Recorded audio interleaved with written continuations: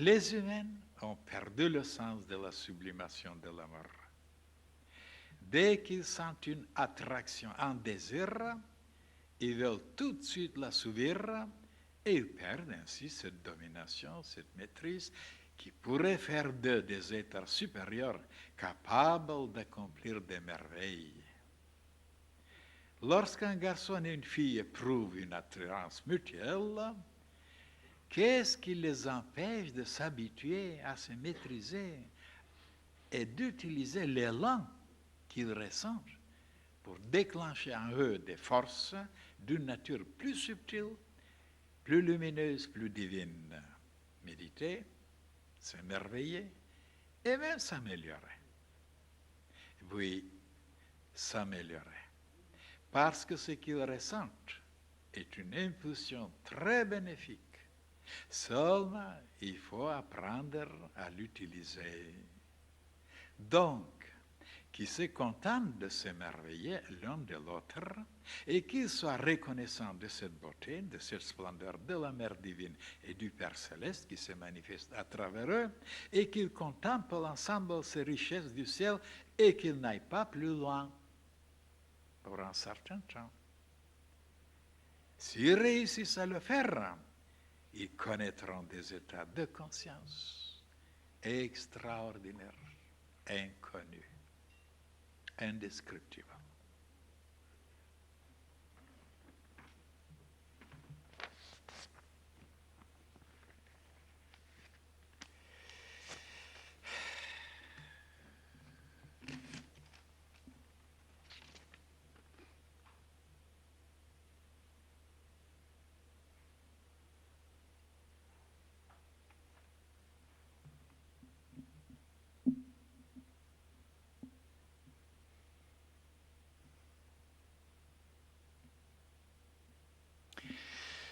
Voilà une page, mes chers frères et sœurs, dont j'ai déjà parlé à ce sujet et comment sublimer la force sexuelle. Et je vous ai expliqué comment on l'appelait au Tibet, aux Indes. On l'appelait Tantra Yoga. Qu'il y avait des yogas tellement différents, comme Jnana Yoga, Bhakti Yoga, Hatha Yoga, Kriya Yoga, Agni Yoga, Shabda Yoga, ainsi de suite, Raja Yoga. Donc il y avait des yogas, mais alors une quantité pour les qualités, les facultés, les possibilités dont les personnes pouvaient disposer. Celui qui voulait se maîtriser, il choisissait Raja Yoga. Celui qui voulait développer l'amour, le dévouement, le désintéressement de travailler pour les autres, il prenait Bhakti Yoga. D'ailleurs, les chrétiennes, ils se sont arrêtés seulement sur Bhakti Yoga, ça veut dire l'amour vers le Christ, ou vers le ciel, vers le Père céleste. Et voilà qu'il y avait Hatha Yoga aussi. Oh là là, si je dois vous expliquer maintenant. Et qu'est-ce que nous avons fait aussi? Voilà. Désirons-nous aussi de créer une autre yoga? C'est la vanité, qu'est-ce que vous voulez? On a inventé une yoga qui s'appelle Surya Yoga. Parce que ça n'existait pas aux Indes. Ça veut dire une yoga du soleil. Et comment le regarder, comment le comprendre, comment recevoir ses forces, comment respirer, ainsi de suite. Et comment arriver à rayonner la lumière comme lui.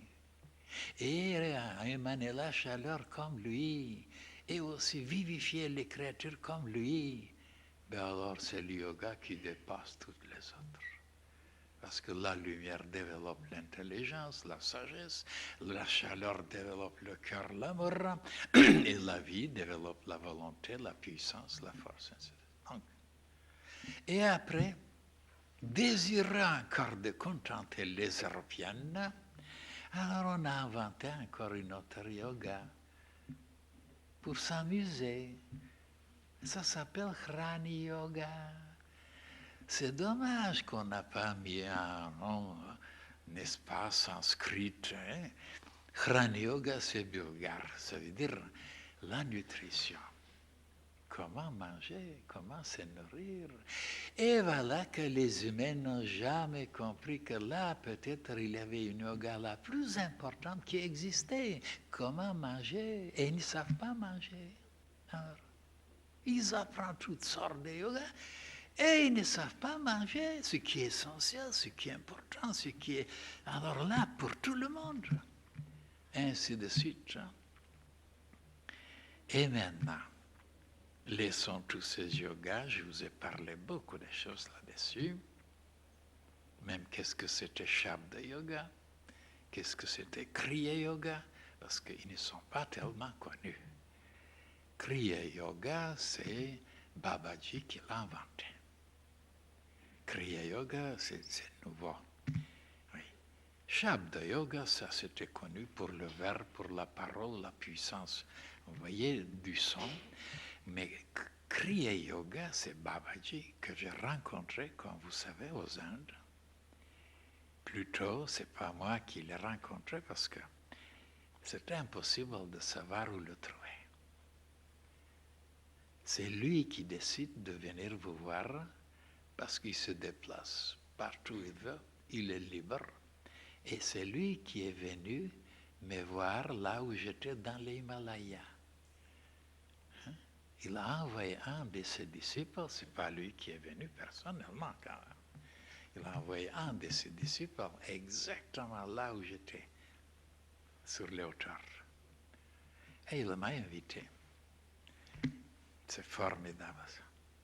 Je vous ai parlé beaucoup sur lui, sur beaucoup de choses, mais pour le moment, prenons cette page. Qui est celui qui ne s'intéresse pas de ce problème qui est le problème sexuel?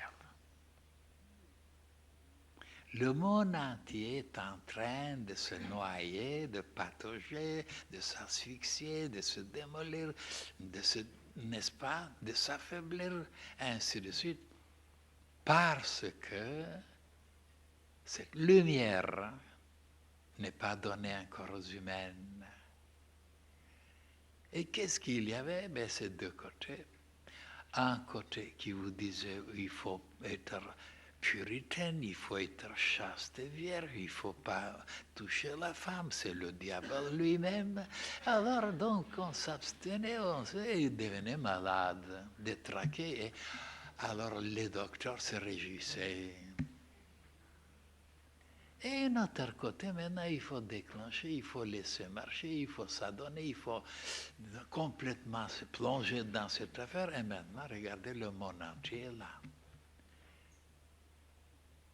Il n'y a plus de règles, de lois, des choses sacrées, de prescriptions. Il faut complètement se laisser aller, connaître les profondeurs de l'enfer et se désagréger et mourir. Et moi, je vous ai parlé longtemps là-dessus, que tous les deux côtés étaient mauvais. Ni la première, ni la deuxième. Et je vous ai donné une troisième méthode parmi les meilleures. De toujours aimer, mais de savoir comment aimer. Jour et nuit sans arrêt d'aimer. De ne jamais s'abstenir. Oui, mais de savoir comment aimer, c'est-à-dire au lieu de diriger les énergies vers la poussière, vers le bas, et s'avachir, s'abrutir, devenir esclave et détruire la santé et tout, et de pouvoir les utiliser, ces forces énergies, et les envoyer vers le haut, vers le cerveau. Comme quand je vous ai parlé de la force Kundalini, et le serpent Kundalini, qui était la force forte de toutes les forces, et qui se trouvait à coccyx, en bas de la colonne vertébrale, et qu'il était enroulé, le serpent, et il était en sommeil. Et que par des méthodes, voilà, aux Indes et au Tibet, on arrivait à réveiller ce serpent Kundalini, et le disciple arrivait à la faire monter à travers Sushumna, dont je vous ai expliqué, les deux canaux, Ida et Pingala, jusqu'à le centre Sahasrara, et c'était Shiva. Shiva habitait là. Alors, donc, le côté féminin, Kundalini, c'était le principe féminin, et qui montait jusqu'à le principe masculin, Shiva. Et ce qui est extraordinaire aussi, je vous ai expliqué, que le principe féminin, en général, ne bouge pas, il reste, il attend le principe masculin de se débrouiller, de venir le chercher, ainsi de suite, lui faire la cour et tout le reste. Tandis qu'ici, c'était le contraire. C'était le principe féminin qui se déplaçait comme une espèce de feu, et c'est le principe masculin qui était immobile, qui ne bougeait pas. Hein? Shiva ne bougeait pas. Et voilà qu'on l'appelle le destructeur, Shiva. L'intelligence humaine, c'est la destructrice de tout, qui démolit. Tandis que Brahma, qui crée les choses, Vishnu, qui maintient, qui protège, et Shiva qui détruit. Alors c'était le contraire. Lui, il était immobile et le principe féminin était mobile. Tout ça, laissons maintenant tout ça.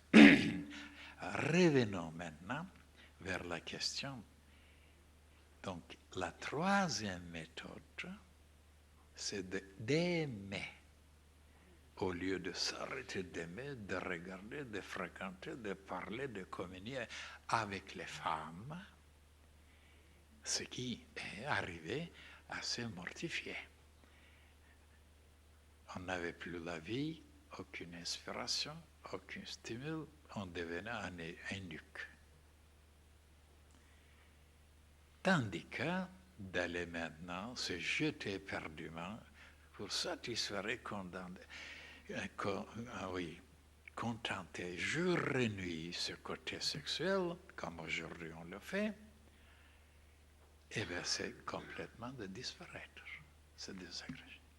Donc les deux côtés étaient nocifs. Le troisième côté était bénéfique, était constructif, était extraordinaire.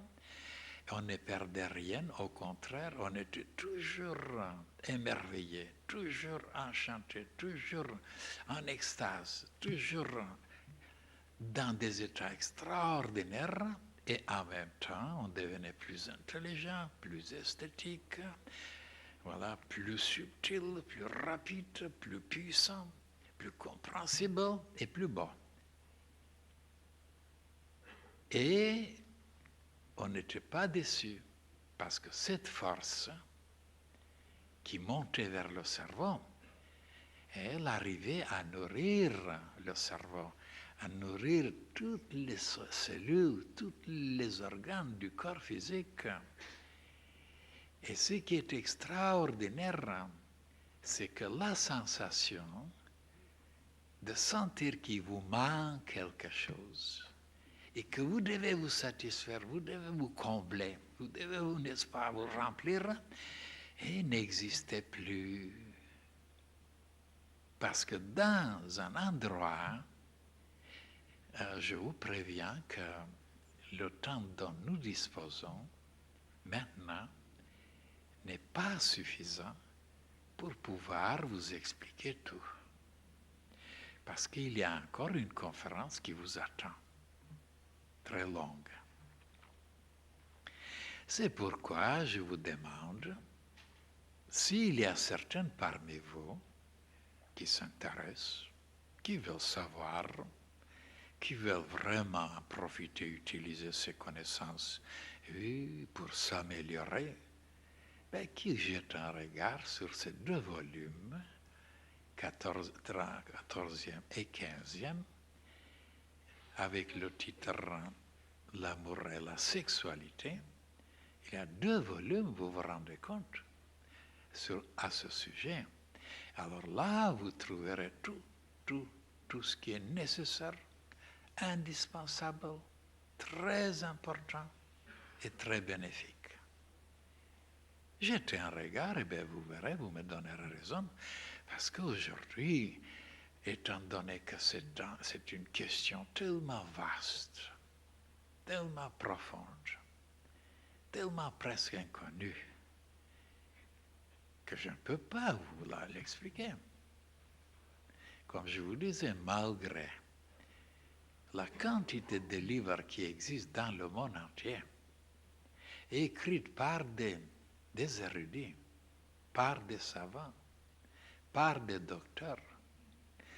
Et oui, mais qu'est-ce qu'ils vous conseillent dans ce domaine? En connaissant le côté anatomique, en connaissant le côté physiologique et un petit peu le côté psychologique, il vous présente les meilleures méthodes, comment agir, comment la technique, comment s'y prendre, comment... Alors, pour pouvoir encore descendre profondément dans le plan astral, qui ne connaissent pas ni les habitants, ni les indésirables, ni les entités qui viendront les grignoter.